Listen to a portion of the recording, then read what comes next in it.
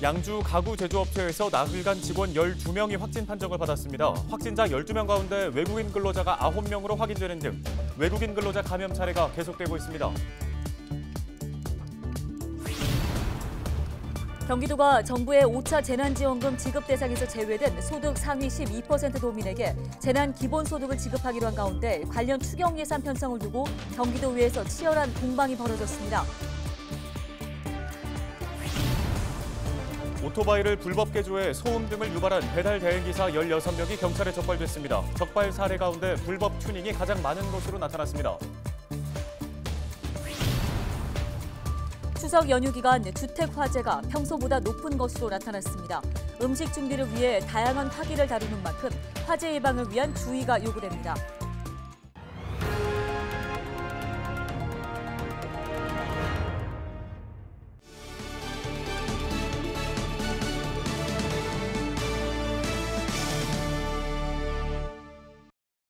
여러분 안녕하십니까? 헬로티비 뉴스입니다. 첫 소식입니다. 양주 가구 제조업체에서 나흘간 직원 12명이 코로나19 확진 판정을 받았습니다. 지난 6일 첫 확진자가 발생한 이후 7일과 8일 8명, 9일에는 3명 등 매일 확진자가 늘고 있습니다. 확진자 12명 가운데 외국인 근로자는 9명인 것으로 알려졌습니다. 보건당국은 직원 등 관련자 51명을 검사했으며 역학조사를 진행하고 있어 추가 확진자 발생도 배제할 수 없는 상황입니다. 경기도의 코로나19 신규 확진자는 613명 발생하면서 전날보다 30명 감소하며 이틀 연속으로 하락세를 보였습니다. 시 군별로는 안산시가 65명으로 가장 많은 가운데 의정부 15명, 포천 13명, 양주 9명, 동두천 5명, 연천 1명 등입니다. 의료기관의 치료병상 가동률은 75.2%로 전날보다 0.75%포인트 올랐으며 중증 환자 병상은 102개가 남아 있습니다. 생활치료센터 11곳의 가동률은 79.3%로 전날보다 4%포인트 상승했습니다. 오토바이를 불법 개조해 소음 등을 유발한 배달 대행기사 16명이 경찰에 적발됐습니다. 의정부 경찰서는 지난 9일 밤 8시부터 10시까지 의정부역 일대에서 이륜차 불법 개조 행위를 단속한 결과 16건을 적발했다고 밝혔습니다. 적발 사례 중에는 불법 튜닝이 6건으로 가장 많았습니다. 경찰은 코로나19로 배달 대행 서비스가 급증하면서 오토바이로 인해 피해를 겪는 주민들이 많다며 지속적으로 단속하겠다고 밝혔습니다. 지난달 의정부에서 30대 남성이 고교생들에게 폭행당한 뒤 숨진 사건, 이 폭행에 가담한 학생 3명은 현재 불구속 상태에 있습니다. 네, 남성의 사망 원인이 학생들의 폭행 때문인지 이것이 이 사건에서 핵심적으로 규명해야 할 부분입니다. 국과수의 부검 결과가 나왔습니다. 이지훈 기자입니다. 의정부 경찰서는 지난 7일 공익과학수사연구원으로부터 사망한 남성의 부검 결과를 받았습니다. 국과수가 밝힌 남성의 사망 원인은 머리 충격에 의한 출혈. 국과수는 사망한 남성의 얼굴 왼쪽을 주먹으로 폭행한 행위가 머리 손상의 원인이 됐을 가능성이 높다고 설명했습니다. 경찰은 국과수의 부검 결과를 토대로 오는 9일 남자 고등학생 3명을 검찰에 송치할 방침입니다. 앞서 경찰은 폭행에 주도적으로 가담한 남학생 2명에 대해 폭행치사 혐의로 법원에 구속영장을 신청했지만 기각됐습니다. 당시 의정부 지방법원은 정확한 사망 원인과 그 사망에 피의자들이 얼마나 기여했는지가 밝혀지지 않아 방어권 보장을 위해 구속영장 청구를 기각한다고 설명했습니다. 학생들은 앞선 경찰 조사에서 폭행 혐의는 인정한다면서도 피해자를 죽거나 다치게 할 의도는 없었다고 진술했습니다. 헬로티비 뉴스 이지훈입니다. 다음 소식입니다. 경기도가 정부의 5차 재난지원금 지급 대상에서 제외된 소득 상위 12% 도민에게 재난기본소득을 지급하기로 한 가운데 관련 추경 예산 편성을 두고 치열한 공방이 펼쳐졌습니다. 경기도의회 예산결산특별위원회는 임시회 1차 회의에서 3차 재난기본소득 추경 예산안 6,348억 원을 심의하며 찬반 격론이 벌어졌는데요. 찬성 측 의원들은 재난지원금 보편 지급은 재산 축적이 아닌 지역경제 활성화를 위한 수단이라고 밝혔습니다. 하지만 반대 측 의원들은 고소득자들에게 25만 원의 재난지원금을 지급하는 건 후대가 갚아야 할 세금을 늘리는 것이라고 지적했습니다. 도의회는 오는 14일까지 예결위 심의를 거쳐 15일 본회의에서 추경 예산안을 최종 의결합니다. 코로나19 확산이 지속되면서 상인들의 어려움이 가중되고 있습니다. 학생들이 주요 고객인 대학가 상권도 예외는 아닙니다. 네, 방학이 끝나고 2학기 수업이 시작됐지만 대학들은 일부 학과를 제외하고는 비대면 수업을 연장하고 있어 학생들만 바라보던 상인들의 속은 까맣게 타들어가고 있습니다. 김호 기자가 전해드립니다. 포천의 한 대학교 구내 식당입니다. 점심시간을 맞아 학생들로 북적여야 할 식당은 썰렁하기만 합니다. 테이블은 3분의 2가 텅 비었고 배식구에는 일부 학생들만 줄을 선 채 식사를 기다리고 있습니다. 코로나19로 실습이 필요한 일부 학과를 제외하고 비대면 수업이 계속되면서 학생들의 모습은 찾아보기 힘들게 됐습니다. 옛날엔 학생들도 많았고 좀 바글바글하다는 느낌이 많았는데 요새는 기다리는 학생들도 많이 없고 딱 왔을 때 약간 휑한 기분이 들어서 약간 좀 옛날이 그리워지는 그런 느낌이에요. 학생들만 바라보던 교내 식당들은 그야말로 직격탄을 맞았습니다. 2학기 개강을 맞아 문을 열긴 했지만 개점 휴업 상태입니다. 그전에는 단체 주문도 많았는데 코로나 tempor에서는 주문 자체가 없습니다. 저희가 이제 학교 학생들도 하지만 단체 주문이 외부 단체 주문이 많았는데 거의 그게 지금 행사고 뭐가 다 취소가 돼버리니까. 비대면 수업이 장기화되면서 이곳 분식점은 아예 문을 닫아버렸습니다. 사용했던 의자들은 보시는 것처럼 한 켠에 수북히 쌓여 있습니다. 제 뒤로 보이는 것이 주방인데요. 한번 들어가 보도록 하겠습니다. 자, 주방 여기저기에는 사용했던 기구들이 널려져 있습니다. 자, 전자레인지 위를 한번 닦아보겠습니다. 수북히 쌓여있는 먼지를 통해서 이곳이 얼마나 오랫동안 방치되는지 짐작할 수 있습니다. 문을 연 식당도 어렵긴 마찬가지입니다. 학생들을 상대로 안정적인 수익을 기대하고 거금을 투자했지만 2년 새 매출은 3분의 1 토막이 났습니다. 여기에 직원 급여 등 매달 발생하는 고정 비용으로 적자가 지속되고 있지만 계약 문제 때문에 문을 닫을 수도 없는 상황입니다. 19년도 대비를 했을 때 30% 근데 저희가 들어가는 고정 경비는 그대로 하잖아요. 흔히 얘기하는 뭐 투자 비용이라던가 단가라던가 그런 거는 그대로 반영이 되어 있으니까 매출보다 단가상각비가 더 커요. 대학가 주변 상권도 사정은 비슷합니다. 학생들로 붐벼야 할 원룸촌은 인적이 뚝 끊겼습니다. 새 학기가 시작됐지만 어디에도 학생들의 흔적은 찾을 수가 없습니다. 식당도 썰렁하긴 마찬가지입니다. 평소 같으면 학생들로 시끌벅적하던 점심시간이지만 식당 내부는 텅 비었습니다. 주로 학생들을 상대로 장사를 해온 상인들은 망연자실입니다. 방학이 끝나 혹시나 하는 마음에 문을 열었지만 공치는 날이 더 많습니다.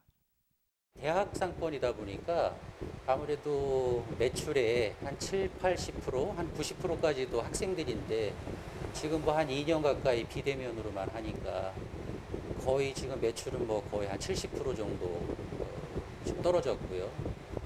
뭐 사실 그 생업에 지장을 많이 받는 게 현실인 것 같아요. 네. 코로나19 장기화로 존폐 위기에 놓인 대학 상권. 비대면 수업이 끝나기만을 기대하며 하루하루 고통의 시간을 보내고 있습니다. 헬로티비 뉴스 김호입니다. 추석 연휴 기간 주택 화재가 평소보다 많은 것으로 나타났습니다. 경기도 소방재난본부가 발표한 자료를 보면 최근 5년 추석 연휴 기간 발생한 화재는 263건이며 이 가운데 주택 화재가 94건으로 35.7%에 달했습니다. 이는 최근 5년 발생한 전체 주택 화재 비율보다 11.8%포인트 높은 수치입니다. 도소방본부는 연휴 기간 집에 사람이 있을 확률이 높고 음식 준비로 다양한 화기를 다루는 만큼 화재의 발생 가능성이 높다며 주의를 당부했습니다.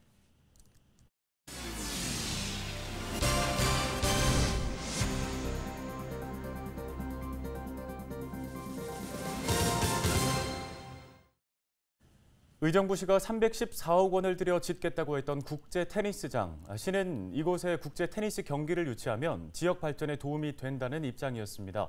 하지만 예산 낭비라는 비판이 거셌는데요. 네, 결국 시가 테니스장 건립 계획을 전면 재검토하기로 했습니다. 종목에 관계없이 주민 누구나 이용할 수 있는 복합체육공원으로 만든다는 겁니다. 이지훈 기자가 취재했습니다.